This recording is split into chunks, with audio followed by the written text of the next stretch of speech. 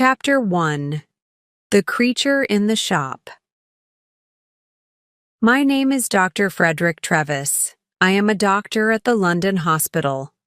One day in 1884, I saw a picture in the window of a shop near the hospital. I stopped in front of the shop and looked at the picture.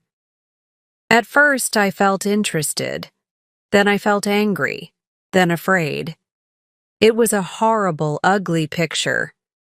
There was a man in the picture, but he did not look like you and me. He did not look like a man. He looked like an elephant. I read the writing under the picture. It said, "Come in and see the elephant man." 2 pence. I opened the door and went in. There was a man in the shop. He was a dirty man in an old coat with a cigarette in his mouth. "What do you want?" he asked. "I'd like to see the elephant man, please," I said. The man looked at me angrily. "Well, you can't," he said. "The shop's closing now. You can come back tomorrow." "I'm sorry," I said, "but I would like to see him now. I have no time tomorrow. I have a lot of work to do, but I can give you more than 2 pence. The man looked at me carefully. Then he took the cigarette out of his mouth and smiled with his yellow teeth. "All right, sir," he said. "Give me 12 pence then." I gave him the money, and he opened a door at the back of the shop. We went into a little room. The room was cold and dark, and there was a horrible smell in it. A creature sat on a chair behind a table. I say a creature because it was not a man or a woman, like you or me. The creature did not move or look at us. It sat very quietly on the chair in the cold, dark, dirty room, and looked at the table. The creature had a cloth over its head because of the cold. On the table in front of it there was a dead flower. "Stand up," said the shopkeeper loudly. The creature stood up slowly. It took the old cloth off its head and put it on the chair. I looked at the creature and felt sad. I am a doctor, so I know a lot about accidents and ill people. I see horrible, ugly things every day. But this creature, this thing, was the worst of all. There were no men or women in the hospital like him. He wore some old trousers, but no shirt, coat, or shoes, so I could see his body very well. His head was the most interesting thing. It was very, very big, like an enormous bag with a lot of books in it. The head did not have much hair, and there was another bag of brown, dirty skin at the back of it. This skin came down below his neck. I could not see one of his eyes very well because a lot of skin came down in front of his face, too. An enormous red tooth came out of his mouth, under his nose. It looked like an elephant's tooth. The mouth and nose were like holes in the face. The face could not smile or laugh or look angry or sad because the skin could not move. It was dead, like an elephant's face. There were more bags of dirty skin on the front and back of the creature's body. These bags came down to his legs. The right arm was enormous, and there were bags of skin on it too. The right hand was like a man's foot, but the left hand, the left arm, and the left hand were beautiful. The left arm had wonderful skin, and the fingers of the left hand were long and beautiful. It was like a young woman's hand. "Walk, Merrick," said the shopkeeper angrily. "Come on, quickly, move." He hit the creature with his hand. Slowly, the creature walked across the room, but he could not walk well. His legs were very big and fat, and he had a bad back. He could not walk far without a stick. "All right, Thank you, I said. Let him sit down. I don't want to see any more. I felt ill, and the smell in the room was very bad. Yes, sir, said the shopkeeper. Sit down, Maricky. We went out of the room and closed the door. The shopkeeper smiled at me with his yellow teeth. Wonderful, sir, isn't it? He said. The best elephant man in England. Hundreds of people come to see him, you know. Hundreds. I take him all over the country, I do. Yes, very interesting, I said. Can I sit down? Yes, sir, of course. Here's a chair. He looked at me, smiling.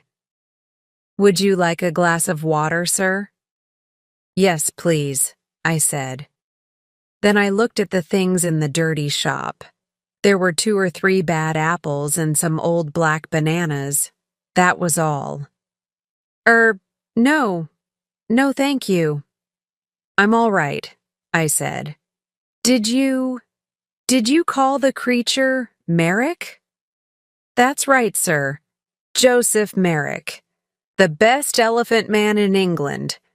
I take him all over the country, you know. Lots of people want to see him. Yes, I see.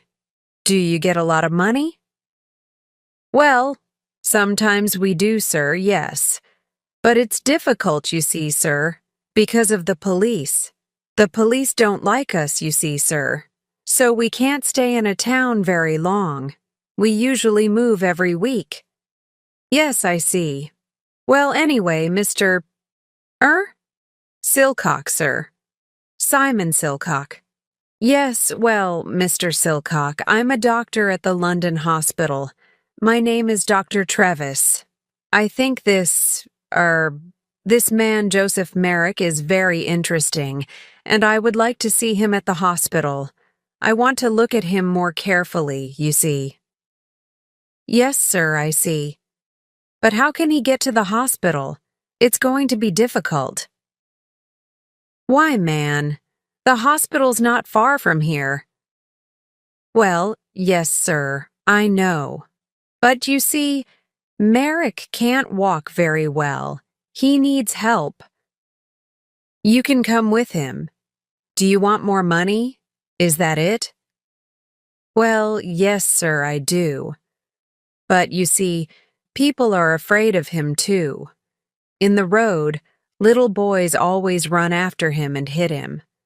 Then the police get angry because people are afraid. Sometimes they take us to prison. I see, I said. Well, how can he come to the hospital then? Bring a cab, sir, said Silcock. You can take him to the hospital in a cab. Chapter 2. The Card. So next day, at 7 o'clock, I came to the shop in a cab. There were not very many people in the road because it was early in the morning. In November, it is dark at 7 o'clock in the morning, and I could not see the shop very well. I waited 5 minutes. A postman walked past. Then the door of the shop opened, and the creature, Merrick, came out. I could not see his face or his body. He had an enormous black hat on his head, like a big box. A gray cloth came down from the hat in front of his face. There was a hole in the cloth in front of his eyes. He could see out of the hole, but I could not see in.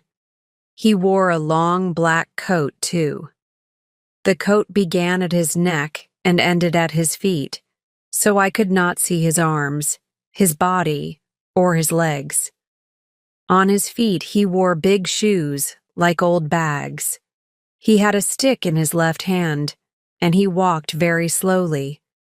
I opened the door of the cab and got out. "Good morning, Mr. Merrick," I said. "Can you get in?" "Help me up steps?" he said. "I'm sorry," I said. "I don't understand." For a minute he stood by the door of the cab and said nothing. Then he hit the cab with his stick. "Steps!" he said loudly. "Help me up the steps." Then I understood. There were 3 steps up into the cab, and he could not get up them. "Yes, I see. I'm sorry," I said. "Let me help you." I took his left hand and began to help him. My right hand was behind his back. I felt very strange. His left hand was like a young woman's, but his back under the coat was horrible. I could feel the bags of old skin on his back under the coat. He put one enormous foot on the first step, and then he stopped. After a minute, he moved his second foot slowly. Then he stopped and waited again. "Hello, sir. Can I help you?" I looked behind me. It was the postman, and behind him, I could see 3 young boys. One of the boys laughed. The postman smiled. "Is the gentleman ill?" he asked. I thought quickly. "Yes, but this is a lady, not a gentleman. I'm a doctor, and she's ill. Take her hand, so I can help her better." The postman took Merrick's left hand, and I helped him with 2 hands from behind. Slowly, very slowly, Merrick went up the steps and into the cab. One boy was very near the cab. He called to his friends. "Come and see this, boys, a fat lady in a black coat. And look at that enormous hat." The boys laughed. They were very near the cab, too, now. I closed the door quickly. "Thank you," I said to the postman. "That's all right, sir," he said. "She's a strange lady, sir, isn't she?" "She's ill, that's all," I said quickly. "We're going to the hospital. Goodbye, and thank you." The cab drove down the road to the hospital. I looked at Merrick. "That was difficult, wasn't it?" I said. At first he said nothing, but then he spoke. His voice was very strange, but I listened to him carefully, and I could understand him. "The steps were very difficult," he said. "But most things are difficult for me." "Yes," I said. "Nothing is easy for you, is it?" "No," he said. He was very quiet for a minute. Then he said, "Who are you, sir?" "Who am I?" "Oh, I'm sorry. My name is Dr. Travis. Here, this is my card." I gave him a card with my name on. Then I thought, that was no good. This man can't read. But Merrick took the card and looked at it very carefully. Then he put it in his trousers pocket. I did not talk to him very much at the hospital. I looked at his head and arms and legs and body very carefully. Then I wrote the important things about him in a little book. A nurse helped me. Merrick looked at her sometimes, but she did not smile at him or talk to him. I think she was afraid of him. I think Merrick was afraid too because he was very quiet. At 4 o'clock, I took him back to the shop in a cab. The next day, I looked in the shop window again, but the picture was not there. Chapter 3. A Letter to the Times. I did not see Merrick again for 2 years. Then, one day, the police found him. He had my card in his hand, so they brought him to the London hospital. He was very tired, hungry, and dirty, so I put him to bed in a quiet little room. But he could not stay at the hospital. He was not ill, and of course the beds in the hospital are for ill people. We have no beds for hungry people or ugly people. I told the hospital chairman, Mr. Carsgom, about Merrick. He listened carefully, and then he wrote a letter to the editor of the Times newspaper. From the Times, December 4th, 1886. A letter to the editor. Dear Sir, I am writing to you about a man in our hospital. He needs your help. His name is Joseph Merrick, and he is 27 years old. He is not ill, but he cannot go out of the hospital because he is very, very ugly. Nobody likes to look at him, and some people are afraid him. We call him the Elephant Man. 2 years ago, Merrick lived in a shop near the London hospital. For 2 pence, people could see him and laugh at him. One day, Dr. Frederick Trevis, a hospital doctor, saw Merrick, brought him to this hospital, and looked at him carefully. Dr. Trevis could not help Merrick, but he gave him his card. Then the shopkeeper, Silcock, took Merrick to Belgium. A lot of people in Belgium wanted to see him, and so after a year, Merrick had Ps 50. But then Silcock took Merrick's Ps 50, left Merrick in Belgium, and went back to London. Merrick came back to London by himself. Everyone on the train and the ship looked at him and laughed at him. In London, the police put him in prison. But then they saw Dr. Trevis' card and brought Merrick to the London hospital. This man has no money, and he cannot work. His face and body are very, very ugly, so of course many people are afraid of him. But he is a very interesting man. He can read and write, and he thinks a lot. He is a good, quiet man.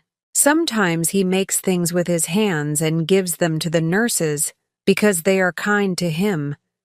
He remembers his mother, and he has a picture of her. She was beautiful and kind, he says. But he never sees her now. She gave him to Silcock a long time ago. Can the readers of the Times help us? This man is not ill, but he needs a home. We can give him a room at the hospital, but we need some money. Please write to me at the London Hospital. Yours faithfully, F.C. Carr-Gomm, Chairman of the London Hospital. The readers of the Times are very kind people. They gave us a lot of money. After 1 week, we had Ps 50, 000, so Merrick could live in the hospital for all his life. We could give him a home. Chapter 4. Merrick's First Home. We gave Merrick 2 rooms at the back of the hospital. One room was a bathroom, so he could have a bath every day. Soon his skin was much better, and there was no horrible smell. The second room had a bed, table, and chairs. I visited him every day and talked to him. He loved reading and talking about books. At first, he did not know many books, the Bible and 1 or 2 newspapers, that's all.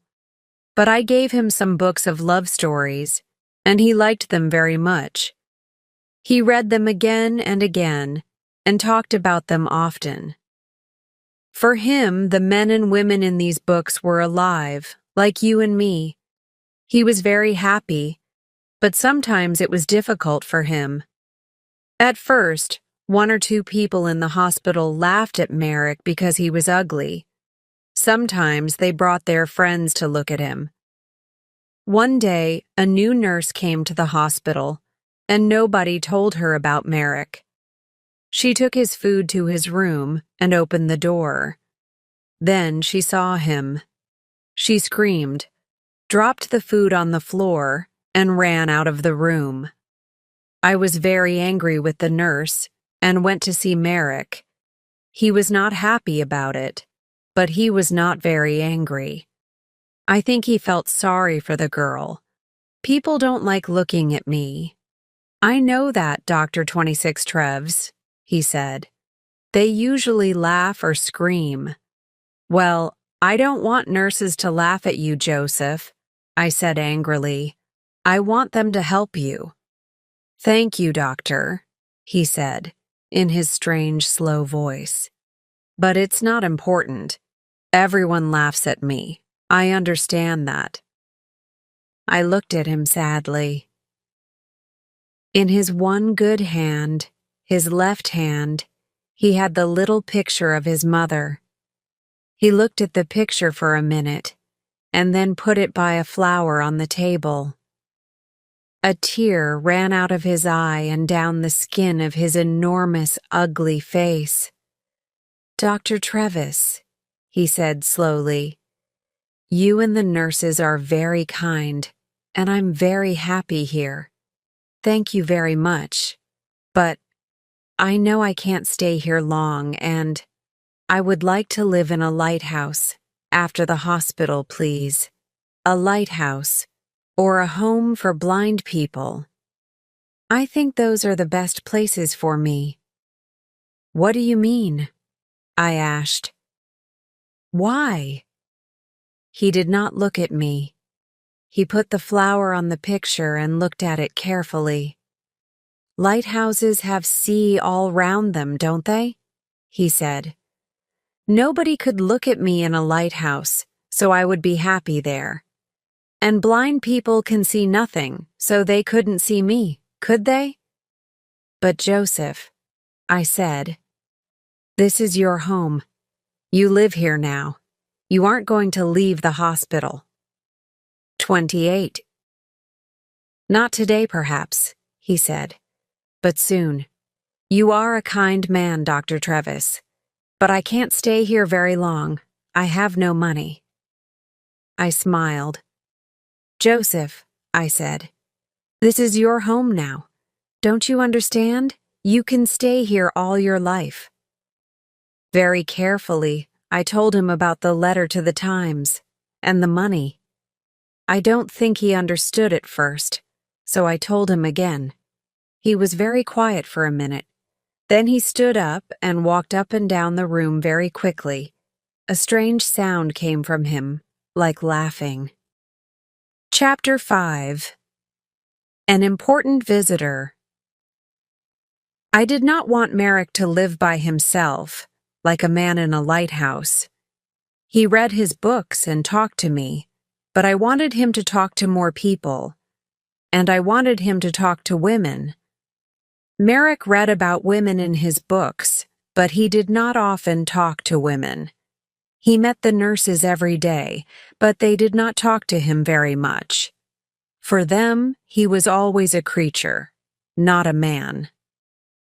One day, one of my friends, a beautiful young woman, came to the hospital. I told her about Merrick and took her to his room. She opened the door and smiled at him. "Good morning, Mr. Merrick," she said. Then she shook his hand. Merrick looked at her for a minute with his mouth open. Then he sat down on his bed, with his head in his hand, and cried. He cried for nearly 5 minutes. The tears ran down his face, between his fingers, and onto the floor. My friend sat on the bed beside him and put her hand on his arm. She said nothing, but she smiled at him and shook his hand again before she left. "Dr. Trevis," he said to me that night. That lady was wonderful. My mother smiled at me once, many years ago, but no women smile at me now. But this lady smiled at me too, and she shook my hand. A beautiful lady smiled at me and shook my hand. My young lady friend came again the next week and talked to Merrick for half an hour. The week after that, she came again with a friend. They gave him some books and had a cup of tea with him. It was wonderful for him. For the first time in his life, he had some friends. He was a very happy man. He sat in his room and read his books, and said no more about living on a lighthouse. People began to read about Merrick in the newspapers, so he had a lot of visitors. Everybody wanted to see him. A lot of important ladies and gentlemen visited him. They smiled at him, shook his hand, and gave him books. Merrick liked talking to these people, and he began to forget about his ugly body. His visitors never laughed at him. He began to feel like a man, not a creature. One wonderful day, a very important lady came to the hospital to visit him. I met the lady and took her to his room. Then I opened the door and smiled at him. "Good morning, Joseph," I said. "There is a new visitor to see you today, a very famous lady." Merrick stood up beside his table. He did not smile because his face could not smile, but his eyes looked happy. "That's good," he said. "Who is it?" I moved away from the door, and the visitor walked in. "Your Majesty, this is Joseph Merrick," I said. "Joseph, this is Her Majesty, Queen Alexandra, the Queen of England." Queen Alexandra smiled at him. "How do you do, Mr. Merrick?" she said. "I'm very pleased to meet you." Then she shook his hand. Merrick did not move. For nearly half a minute he stood and looked at her with his mouth open. Then he spoke, in his strange, slow voice. How do you do, Your Majesty?" he said. But I don't think the Queen understood him, because he tried to get down on his knees at the same time. It was very difficult for him, because of his enormous legs. "No, please, Mr. Merrick, do get up," said the Queen. "I would like to talk to you. Can we sit at your table?" "Yes, yes, of course," he said. They sat at the table. She took his left hand, the good hand, in hers. She looked at the hand carefully, and then smiled at Merrick again. "I often read about you in the newspapers," she said. "You are a very interesting man, Mr. Merrick. You have a very difficult life, but people say you're happy. Is it true? Are you happy now?" "Oh, yes, Your Majesty, yes," said Merrick. "I'm a very happy man. I have a home here now, and friends, and my books. I'm happy every hour of the day." "What a wonderful story," she said. "I'm very pleased to hear it. Now tell me about your reading. I see you have a lot of books here." "Oh, yes, Your Majesty. I love my books," said Merrick. And for nearly half an hour they sat and talked about books. The Queen gave him a little book and some red flowers before she left. After her visit, Merrick began to sing. He could not sing easily, of course, because of his mouth, but all that day there was a strange, happy noise in his room. He looked at the flowers carefully and put them on his table. He had many visits from the Queen, and at Christmas she sent him a Christmas card. Windsor Castle, 20th December 1888. Dear Joseph, here is a small Christmas present for you. I think it looks like me, doesn't it? I do like visiting you very much, and I am going to come to the hospital again in the new year. Your friend Alexandra. The present was a picture of Queen Alexandra with her name on it. Merrick cried over it and put it carefully by the bed in his room. Then he sat down and wrote a letter to the Queen. It was the first letter of his life. The London Hospital, 23rd December 1888. My dear Queen, thank you very, very much for your wonderful card and the beautiful picture. It is the best thing in my room. The very best. The most beautiful thing I have. This is the first Christmas in my life, and my first Christmas present. Perhaps I had a Christmas with my mother once, but I do not remember it. I have my mother's picture too, and she is beautiful, like you. But now I know many famous ladies and kind people like Dr. Travis, and I am a very happy man. I am happy too because I am going to see you in the new year. With all my love, Joseph Merrick. Chapter 6. Outside the hospital, Merrick had a low of friends now, but he was more like a child than a man. He could read about things and talk to his visitors, but he could not go out of the hospital by himself. He thought and played like a child. After Christmas, he wanted to go to the theater. This was very difficult because I did not want the people in the theater to see him. But a kind lady from the theater, Mrs. Kendall, helped us. We bought tickets for a box at the side of the theater. We went to the theater in a cab with dark windows, and we went into the theater by a door at the back, the Queen's door. Nobody saw us. 3 nurses sat at the front of the box, and Merrick and I sat in the dark behind them.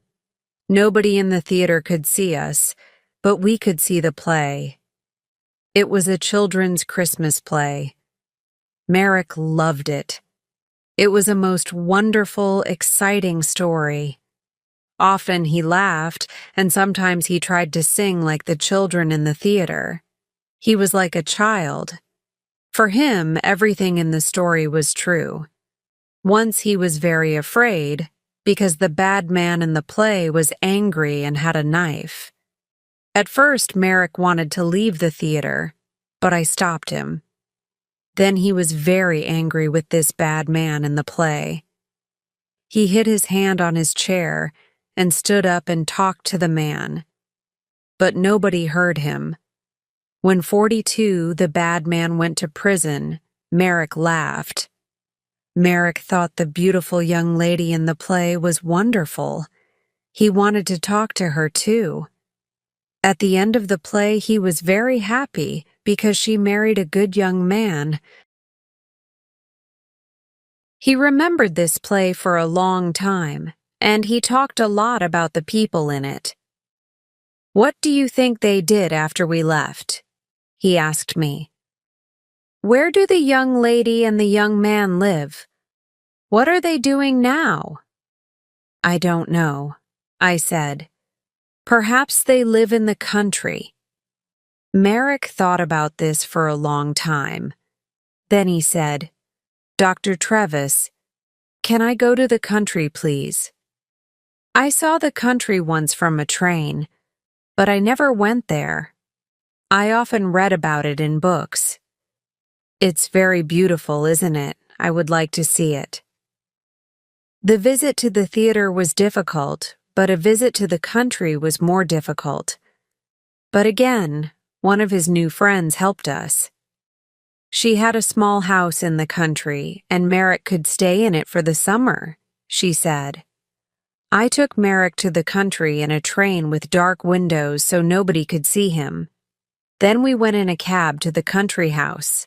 There were a lot of trees near the house, but no people lived near it.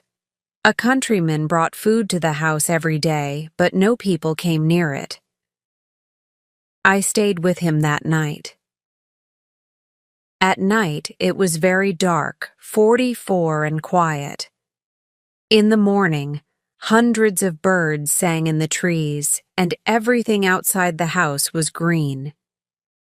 Merrick walked under the big trees, looking at things happily and singing his strange song. I went back to London, but Merrick stayed there for 6 weeks. He was wonderfully happy. Every week, he wrote me a letter. Apple Tree House, West Wickham, Berkshire. 21st July, 1889. Dear Dr. Travis, I had a wonderful day again today. It was very warm, so I walked under the trees and sat by a stream. The water in the stream made a beautiful noise, like singing. Did you know that? I listened to it for 2 hours. Lots of little birds came near me. One had a red body in front and a brown back. I gave it some bread and it sat on my hand. A lot of birds are my friends now. I watched the fish in the stream too. They were very exciting because they move very fast. One minute they were there and the next minute I couldn't see them. But I waited quietly and they always came back. I put my hand in the water, but I couldn't touch them. I met a big dog yesterday. It made a very loud noise, but I was not afraid. I sat down quietly and looked it, and it came and smelt my hand. I saw it again today, and gave it some bread. It likes me now. I am going to put some flowers from the country in this letter. There are hundreds of flowers here. Did you know that? I like the little blue ones best, but they are all beautiful. I have lots of them in my room. I give them water every morning. Little flowers are very thirsty, you know. I am very happy here, Doctor, but I want to see you again soon, too. With love from your friend, Joseph Merrick. At the end of the summer, he came back to London. He was very well, and his skin looked much better.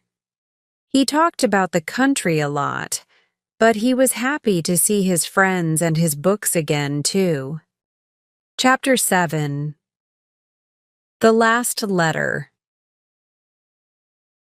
6 months later, in April 1890, I found him dead in bed. He was on his back in bed, so at first I thought he was asleep. I talked to him, but he did not move. Then I saw that the skin on his face was blue, so I knew he was dead. He did not usually sleep on his back. His enormous head was very heavy, so he usually sat up in bed with his arms round his legs and his head on his knees. He could sleep well like this, but he wanted to sleep on his back like you and me.